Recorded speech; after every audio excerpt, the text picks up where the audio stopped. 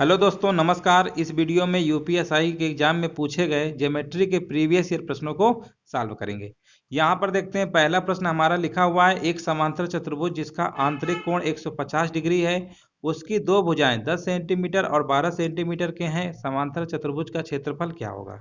सबसे पहले हम बात करते हैं समांतर चतुर्भुज होता क्या है। वैसे सभी लोग जानते होंगे, इस तरीके से जो हमारी आकृति बनी होती है दोस्तों, ये समांतर चतुर्भुज होता है। इसमें आमने सामने की भुजाएं समांतर यानी पैरेलल होती हैं, ठीक है ना। और यहाँ पर जो भुजा जितनी लंबाई इसकी होगी उतनी ये भी होती है, पैरेलल होती है आपस में, सभी को पता होगा। लेकिन हमारा आयत क्या होता है, आयत में यहाँ पर जो एंगल होते हैं ना, सारे एंगल हमारे 90 डिग्री के होते हैं, बस इतना ही अंतर होता है।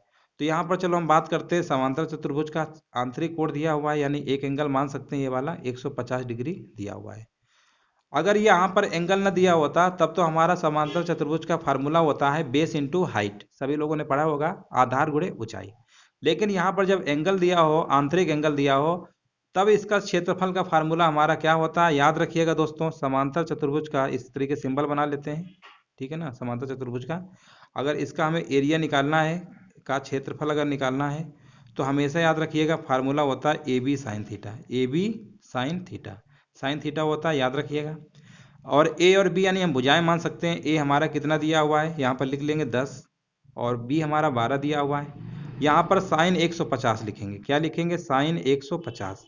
साइन 150 को हम इस तरीके से भी लिख सकते हैं, साइन 90 प्लस 60, यानी एक फार्मूला हमारा बना देगा। जिन्होंने त्रिकोणमिति अच्छे से पढ़ा होगा तो फार्मूला भी पता होगा।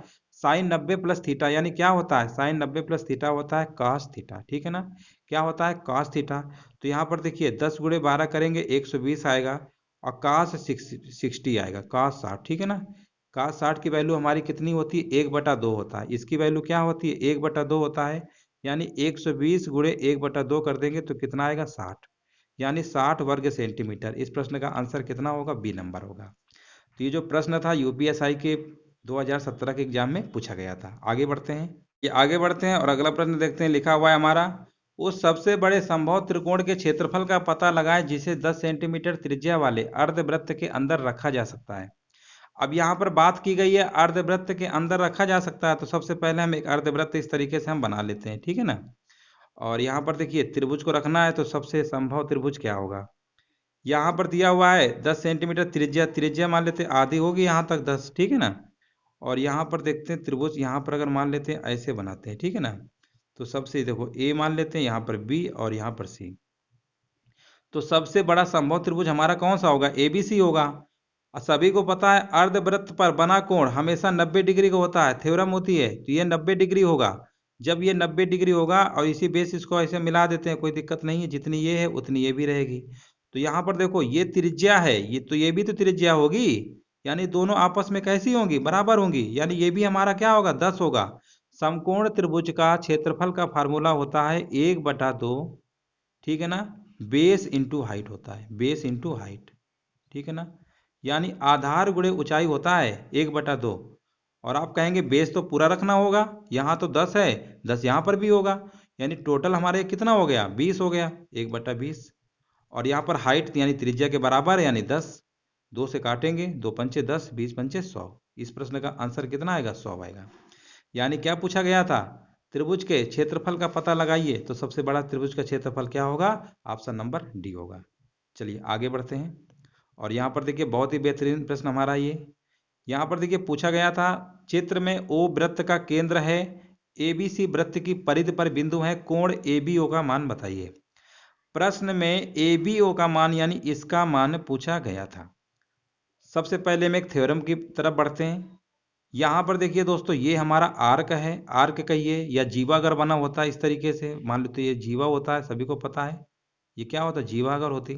मान लो ये तो बना नहीं है, अगर मान लीजिए आर्क से देखिए, ध्यान से देखिए, इस आर्क से ये एक एंगल ये बन रहा है कि नहीं बन रहा है, केंद्र पे सेंटर है ये ओ, और इसी आर्क से एक एंगल हमारा ये भी बन रहा है सरकमफ्रेंस यानी परिधि पर। तो एक थ्योरम होती है, यहाँ पर अगर जीवा होता तो भी देखो इससे एंगल बनता, आर्क है, दोनों का मतलब एक ही होता है, चाहे वो चाप कहिए, आर्क मतलब चाप होता है, या जीवा कहिए, ठीक है ना। चलिए कॉर्ड यानी जीवा होता है।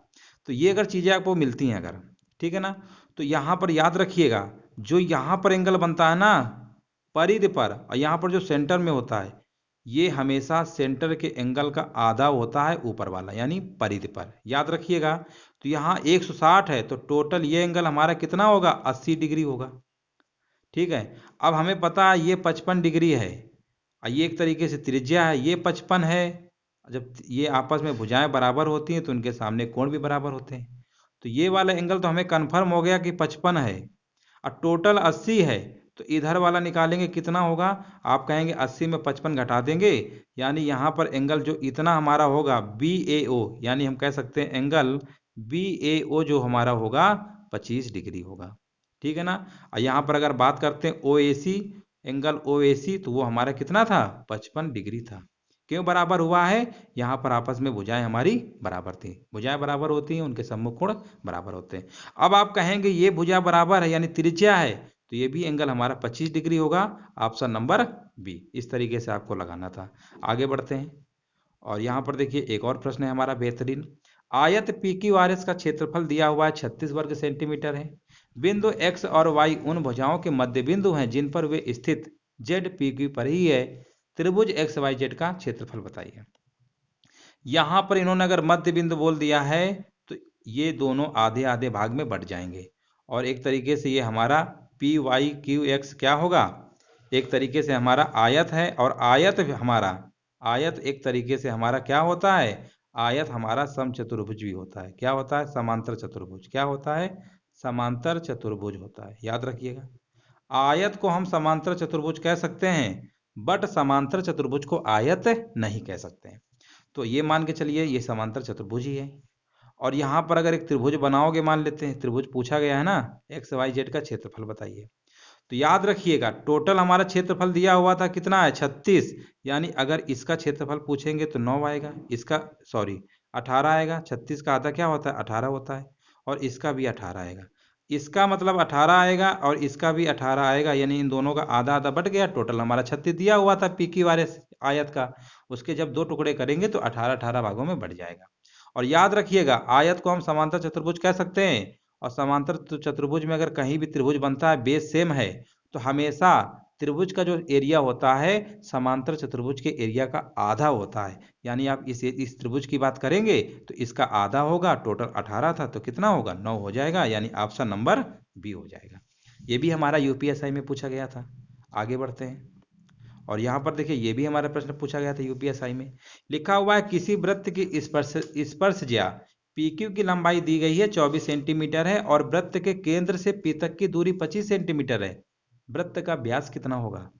तो देखिए सबसे पहले ये हम मान लेते हैं ये हमारा क्या एक वृत्त है, और यहाँ पर मान लेते हैं एक P है, हम कोई बिंदु मान लेते हैं, और एक स्पर्श रेखा पहले खींच रहे हैं PQ, यानी इसकी लंबाई हमारी 24 दी गई है। स्पर्श रेखा क्या होती है सभी को पता होगा, इसकी जो टच कर लेती है स्पर्श रेखा होती है, और यहाँ से इसकी दूरी हमें दिया गया है केंद्र से लेकर 25 सेंटीमीटर।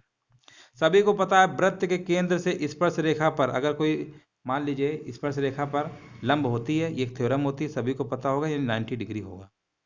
ये अगर 90 डिग्री है तो ये हमारा पाइथागोरस थ्योरम बना देगा।